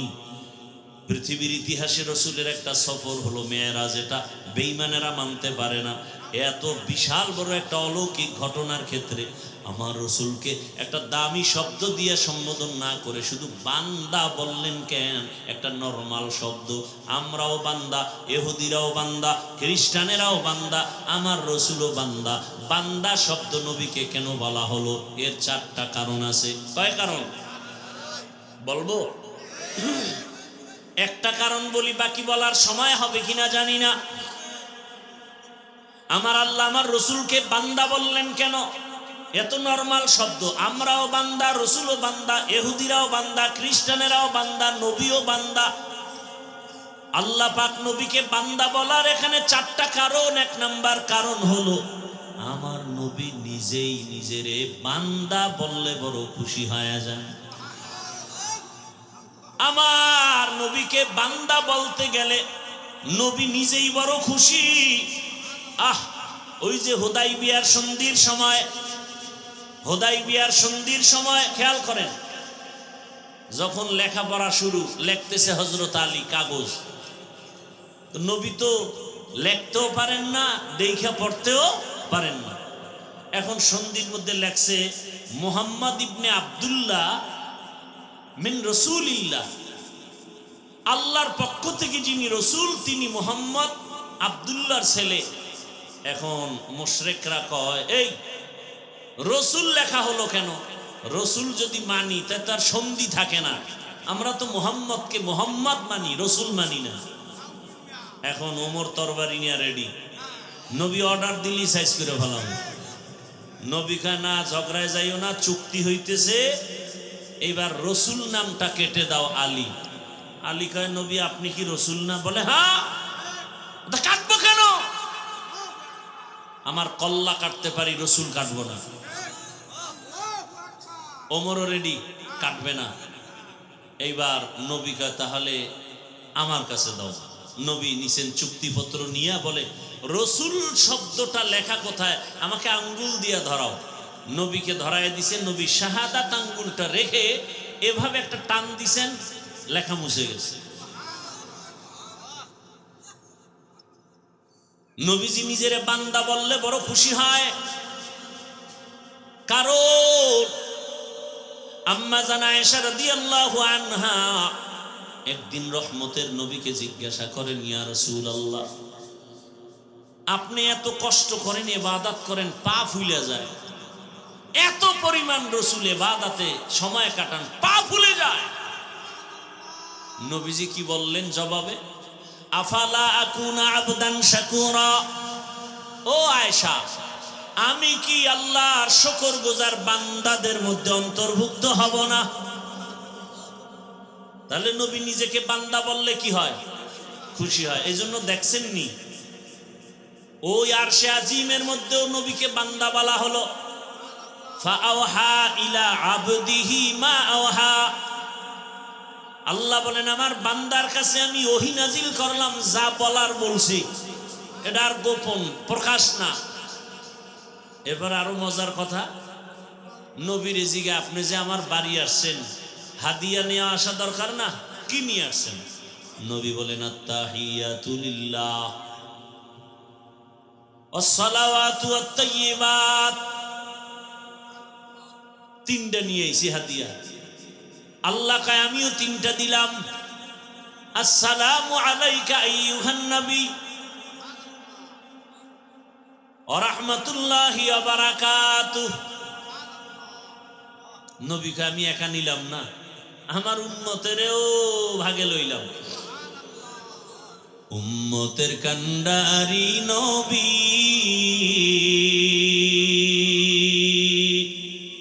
কাঁদছেন উম্মতের লাগি, এখনো কাঁদেন নবীজি শুয়ে মদিনার পানে। নবী বিনে কে তারাবে পুলসিরাত মিজানে, নবী বিনে কে তারাবে পুলসিরাত মিজানে। রহমতের নবী যখন বললেন আমার উম্মতেরও শামিল করি, আসসালামু আলাইনা কন্যা কেন, ওয়া আলা ইবাদিল্লাহিস সালিহিন। এইবার আল্লাহ কয়, এই ফেরেশতারা শুনছুনি এখানে আমার বন্ধু কি বলছে? কয় হ্যাঁ। তোরাও সাক্ষী দে। ফেরেশতারাও বলল, আশহাদু আল্লাহ ইলাহা ইল্লাল্লাহু ওয়া আশহাদু আন্না মুহাম্মাদান। কারা কইছে এই কথা? ফেরেশতারা। খেয়াল করেন কিন্তু, আশহাদু আল্লা ইলাহা ইল্লাল্লাহু ওয়া আন্না মুহাম্মাদার রাসূলুল্লাহ। মুহাম্মাদান কইয়া ফেরেশতারা থেমে গেছে। মুহাম্মাদান আবদুহু ওয়া রাসূলুহু। এখন কয় আল্লাহ কয় ফেরেশতারা থামলা কেন? কয় কি বলবো? রাসূলুহু কয় না। কি বলবা? কয় আবদুহু বলো আগে, পরে রাসূলুহু। কারণ আমার হাবিব নিজেকে বান্দা বললে খুশি হয়, এজন্য আবদুহু আগে বলো, রাসূলুহু পরে। আমার বন্ধুটা আগে আনো, আমারটা পরে নাও। আমার বন্ধু চায় বান্দা বলি, আর আমার থেকে দেওয়া রসুল। বন্ধুরটা আগে লাগাও আবদুহু, পরে আমারটা লাগাও রাসূলু। নবীকে আল্লাহ বান্দা বলার কারণ আর একটা হলো।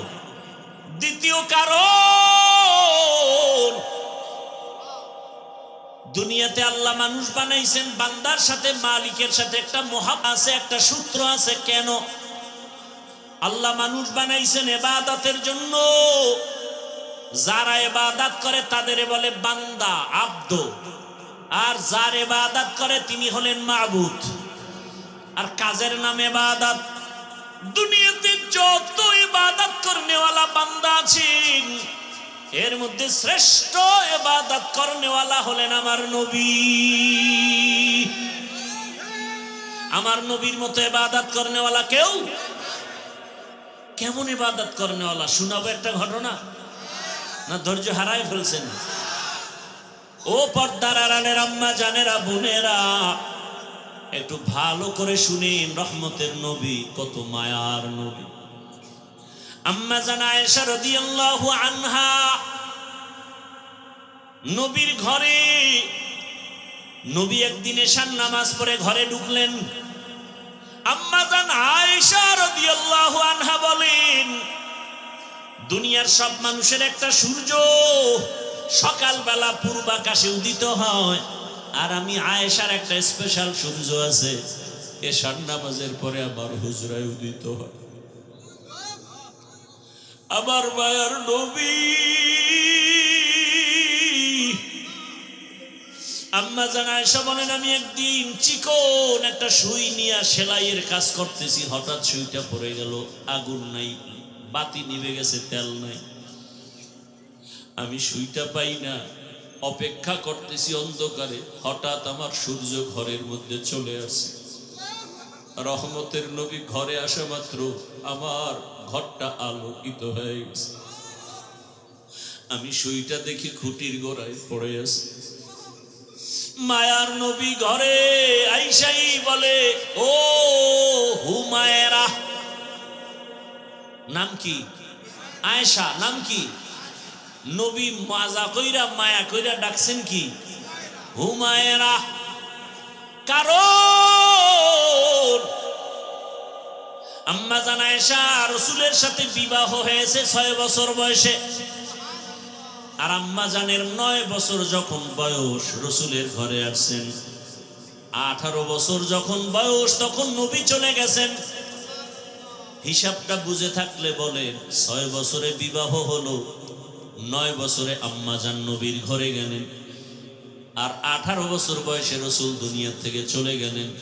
আম্মা জান রাসূলের ঘরে সংসার করলেন কতদিন? কয় বছর? আম্মা জান আয়েশা মাত্র 18 বছরের নারী, নবীর সোহবত পেলেন মাত্র 9 বছর। আম্মা জান বলেন, আমি 9 বছরে রাসূল থেকে কি পাইছি শুনো। ও পর্দার আড়ালের আম্মা জান আয়েশা রাদিয়াল্লাহু আনহা বলেন, আমি 9 বছর রাসূলের ঘরে থেকে আমি 2000-এর উপরে হাদিসের হাফেজা হয়ে গেছি। কোরআনের ভেতরে বড় তাফসীর করেনেওয়ালা আম্মা জান আয়েশা, আম্মা জান বর্ণনা করেন আর বলেন, নবী আয়েশা ঘরে ডাক দিয়া বলেন, ও হুমায়রা, আমি তো খুশি। নবী মুস্কি হাইসা কয়, আজকে রাতের জন্য আমাকে একটু ছুটি দিবেননি? আমি আয়েশা পেরেশান হয়ে গেলাম, নবী আমার কাছে ছুটি চায়। তো ভাবছি বোধহয় কোনো বিবির ঘরে যাবেন। আমি মুস্কি হাসলাম, ইয়া রাসূলুল্লাহ, আপনি কোথাও যাবেন আর আমি না বলবো, এটা কেমনে হয়? কারণ আমার আব্বা আবু বকর আপনাকে জোর করে আমাকে দেন নাই। আপনার ঘরে আমি আয়েশা আসার পেছনে আমার আল্লাহর ইশারা। ইয়া রাসূলুল্লাহ, আপনাকে সময় দিব না মানে? আম্মা জান আয়েশা বলেন, আমি ভাবতেছি নবী বোধহয় কোথাও যাবেন, কিন্তু না, আমি শুয়ে পড়লাম আগের অভ্যাস অনুযায়ী। রহমতের নবীকে দেখি চুপচাপ, কোথাও যান না, কি যেন ভাবতেছেন একা একা। আমি শুয়া ঘুমানের বাহানায় চুপ করে আছি, দেখি মায়ার নবী কি করেন। আম্মা জান আয়েশা বলেন, আমি দেখি রহমতের নবী মালিকের মোহাব্বতের নামাজে দাঁড়ায় গেলেন। মায়ার নবী নামাজে দাঁড়ায় গেলেন, নামাজ শুরু করে সূরা ফাতিহা পড়তেছেন। আমি আয়েশা রাসূলের আওয়াজগুলো কানে শুনতেছি। রহমতের নবীর তেলাওয়াতে এত মজা, আমার ঘুম ভেঙ্গে আমি তাকায় আছি, রহমতের নবী তেলাওয়াত করে নামাজে। কিন্তু আমি আবার ভয় পেয়ে গেলাম। আমি জীবনে যতবার দেখছি রাসূল নামাজ আদায় করে, কিন্তু আজকে দেখি ভিন্ন। রহমতের নবী নামাজে অঝোর ধারায় কান্না করতেছেন, কান্না কান্না, দাড়ি ভিজে ভিজে চোখের পানি পড়ে। নবী তেলাওয়াত করে আর কাঁদেন। কোরআনে হাকিমের বড় সূরা সূরা বাকারা তেলাওয়াত শুরু করলেন। মনে করলাম অর্ধেক গিয়ে রুকুতে যাবেন, কিন্তু দেখি না, নবী কাঁদেন আর তেলাওয়াত করেন। করতে করতে পুরা সূরা বাকারা, এত বিশাল সূরাটা শেষ করে ফেললেন। ভাবলাম এবার নবী রুকুতে যাবেন, দেখি না, পরের সূরাটাও শুরু করলেন। নবী তেলাওয়াত করতেছেন আর কান্না করতেছেন। এর পরের সূরাটাও তেলাওয়াত করলেন। অঝোর ধারায় রাসূলের কান্না।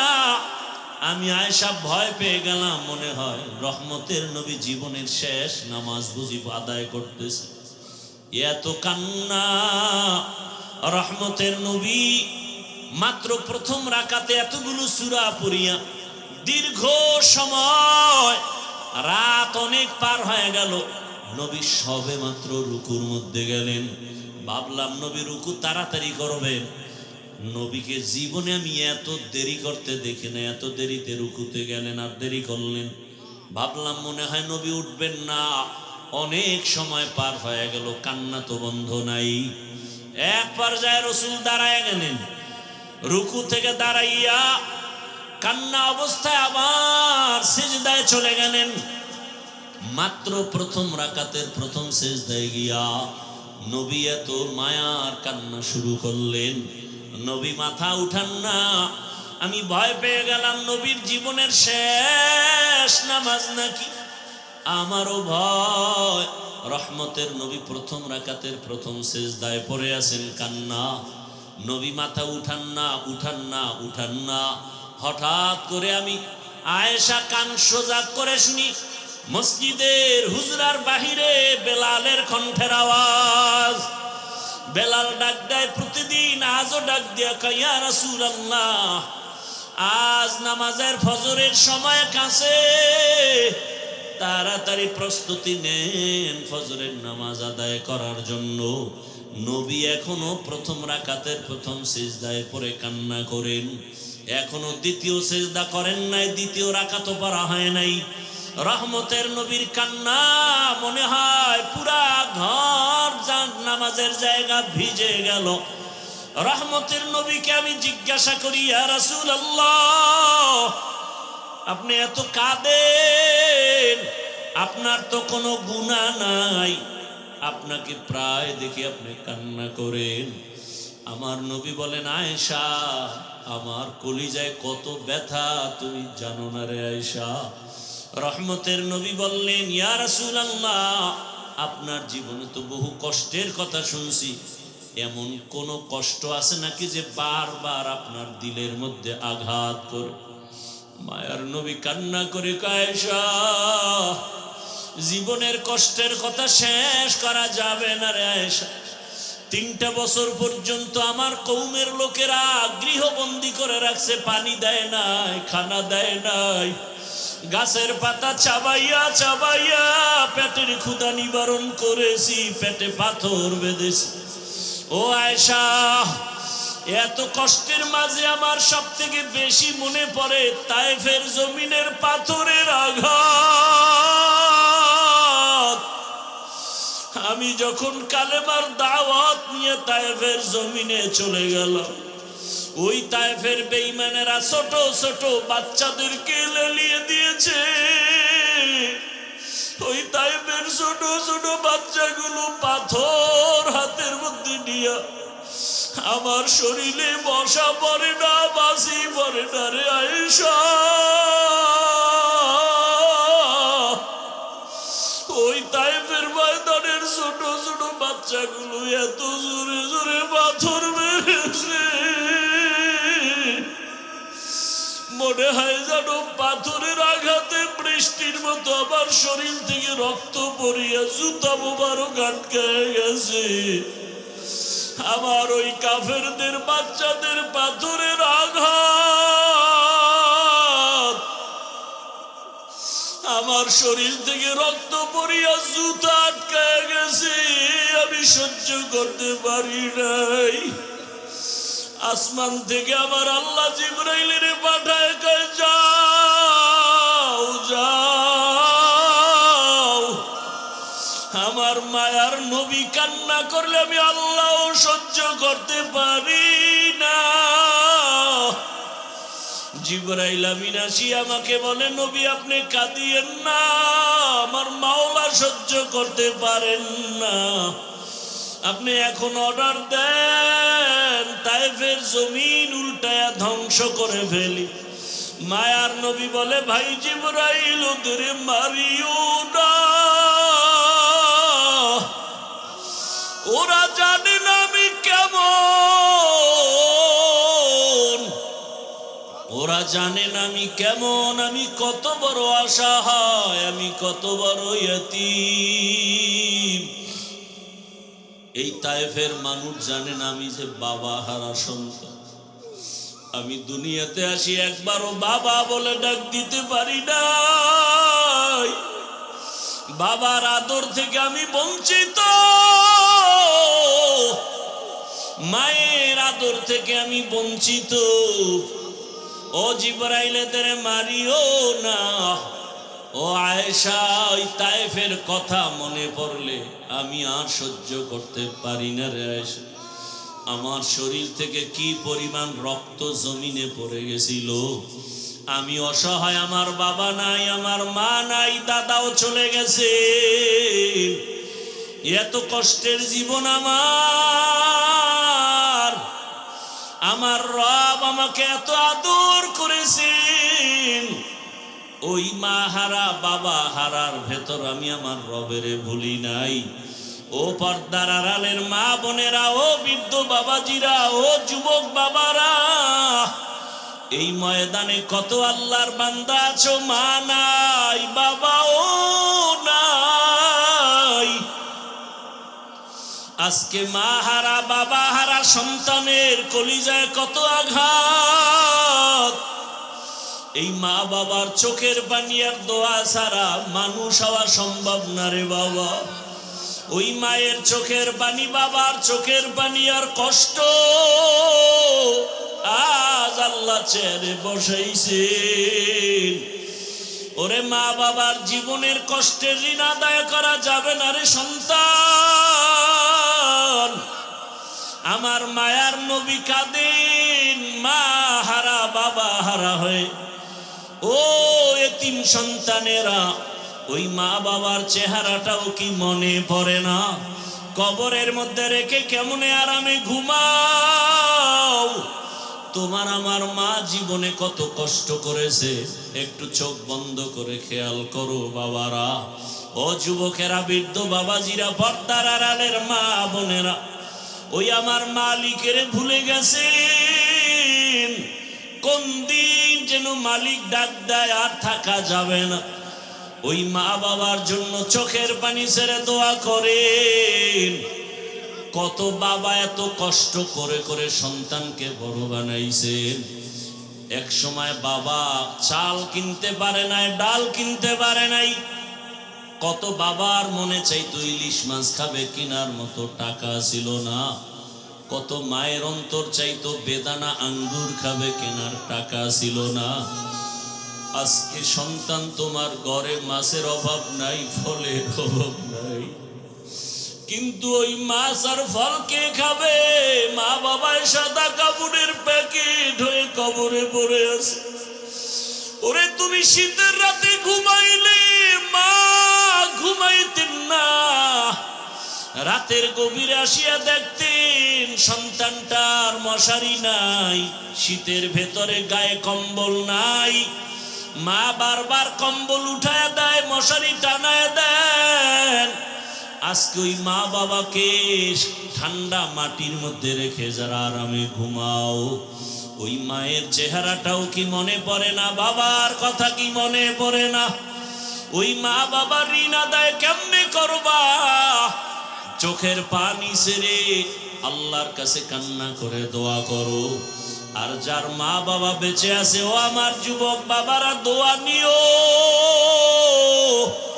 ওই মা বাবার দোয়া ছাড়া জীবনের সফলতার দরজা খুলবে না রে বাবা। ও আমার কলিজার যুবক, ওই মা বাবারে কষ্ট দিও না রে বাবা।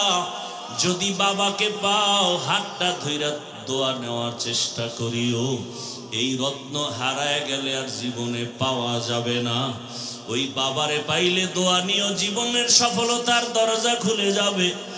মায়েকে পাইলে ঘরে গিয়া মাকে বলিও, মা জীবনে কত বেয়াদবি করেছি, তুমি গোপনে কষ্ট পেয়ে কান্না করেছো। আজ তওবার নিয়ত করেছি, আর বেয়াদবি করব না, তুমি আমার মাথায় হাতটা দিয়া দোয়া করে দাও।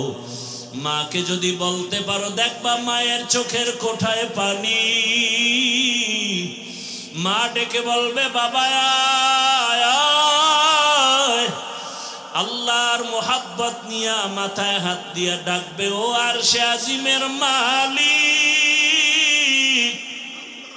আমার কলিজার সন্তানটাকে কবুল করে নাও। ও সন্তানেরা, ওই মা বাবার দোয়া নিয়ে আগায়া যাও। ওলামায়ে কেরামের দোয়া, শিক্ষকের দোয়া নিয়ে গাও। ও পর্দার আড়ালের মা বোনেরা, একটা আদর্শ সন্তানের মা হইয়া কবরে যান। ওরে সন্তানের ভবিষ্যৎ চিন্তা করে ভালো আদর্শ যদি দিয়া যাইতে পারেন, সন্তান এক সময় দোয়া করবে আর গর্ব করবে, আমার মা কত ভালো, বাবা কত ভালো ছিল।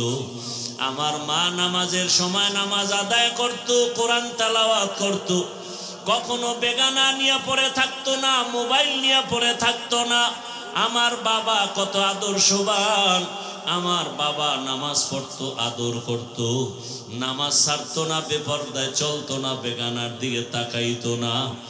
আর যদি মা বাবারা খারাপ আদর্শ রেখে চলে যান, সন্তান এক সময় মনে মনে ধিক্কার দিয়া বলবে, আমার মা বাবা এত খারাপ ছিল, আমি কেমনে ভালো হব।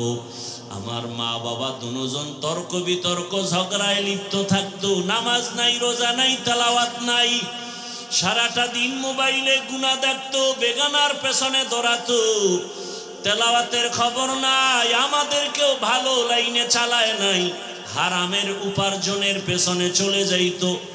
ধিক্কার জানাবে রে মা বাবা, এখনো সময় আছে, তওবা করেন, আল্লাহর কাছে মন খুলে দুফোঁটা চোখের পানি ছেড়ে বলেন, হে মালিক, জীবনে তো গুনাহ কম করি নাই, আজ থেকে গুনাহ করব না, নামাজ ছাড়ব না, বেপরদায় চলব না। আর যুবকেরাও তওবা করো, আর কোনোদিন মা বাবার সাথে বেয়াদবি করবা না, নামাজ ছাড়বা না, দাড়ি কাটবা না, বেপরদায় চলবা না। মা বাবার দোয়া নিয়া, শিক্ষকের দোয়া নিয়া, উলামায়ে কেরামের দোয়া পরামর্শ নিয়া, রসুলের মোহাব্বত নিয়া, নবীজির আদর্শ মেনে চলবা। আল্লাহর কাছে যদি তওবার মতো তওবা করতে পারো, আমার আল্লাহ জীবনের গুনাহ মাফ করে দিবেন। ও আল্লাহ আমাদের মাফ করে দেন, তওবাওয়ালা জিন্দেগি দান করেন। গুনাহের কারণে দিলটা পাথর, চোখে পানিও নাই, কান্নাওয়ালা চক্ষু দান করেন। আল্লাহ আমাদের জীবনটাকে রসুলের আদর্শে গড়ার তৌফিক দান করেন, আমিন। আলহামদুলিল্লাহি রাব্বিল আলামিন, ওয়াসসালাতু ওয়াসসালামু আলা সাইয়্যিদিল আমবিয়াই ওয়াল মুরসালিন ওয়া আলা আলিহি ওয়া আসহাবিহি আজমাইন। ইয়া আরহামার রাহিমিন, ইয়া আরহামার রাহিমিন, ইয়া আরহামার রাহিমিন। রব্বিরহামহুমা কামা রব্বায়ানি সগীরা। ও দয়ার মালিক, গুনাহের বোঝা নিয়ে আপনার দরওয়াজায় হাজির। আয় আল্লাহ, এই ময়দানে আমার মতো গুনাহগার কেউ নাই। আমার গুনার খবর কেউ জানে না, আপনি জানেন। গুনাহের কারণে আমার হাত না পাক, আমার চোখ না পাক, আমার জিহ্বা না পাক, আমার অন্তর না পাক। আয় আল্লাহ, তওবার নিয়তে আসছি, আর গুনাহ করব না রে মালিক, আর গুনাহ করব না, আর গুনাহ করব না। আয় আল্লাহ, গুনার কারণে দিলটা পাথর, চোখে পানি নাই, কান্নাওয়ালা চক্ষু দান করেন আল্লাহ। আয় আল্লাহ, গুনার কারণে আমাদেরকে ফিরাইয়া দিয়েন না, রাগ করিয়েন না। আয় আল্লাহ, আমরা তওবার নিয়ত করেছি, আর গুনাহ করব না রে আল্লাহ। এ জীবনে না করিলাম বন্দেগি, গুনাহ করে কাটাই না জিন্দেগি, গুনাহ করে কাটাই না জিন্দেগি। তওবা করে আবার তওবা ভাঙ্গিলাম, তওবা করে আবার তওবা ভাঙ্গিলাম। অবশেষে খাঁটি তওবা করিলাম, অবশেষে খাঁটি তওবা করিলাম। সকলেরই দরজা হইতে ফিরিয়া আপনারও দরজায় রইলাম পড়িয়া। আপনি যদি মাফ না করেন বান্দারে, বলে না আপনার বান্দা যাবে কার দ্বারে। গুনাহ করেছি আর তো গুনাহ করব না, গুনাহ করেছি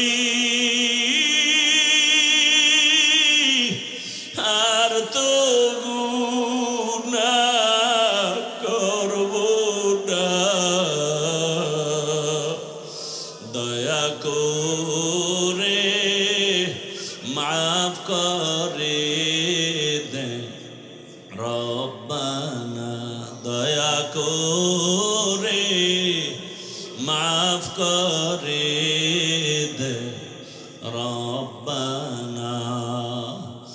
আয় আল্লাহ আমরা গুনার বোঝা নিয়ে আসছি, খালি ফিরাইয়া দিয়েন না রে আল্লাহ।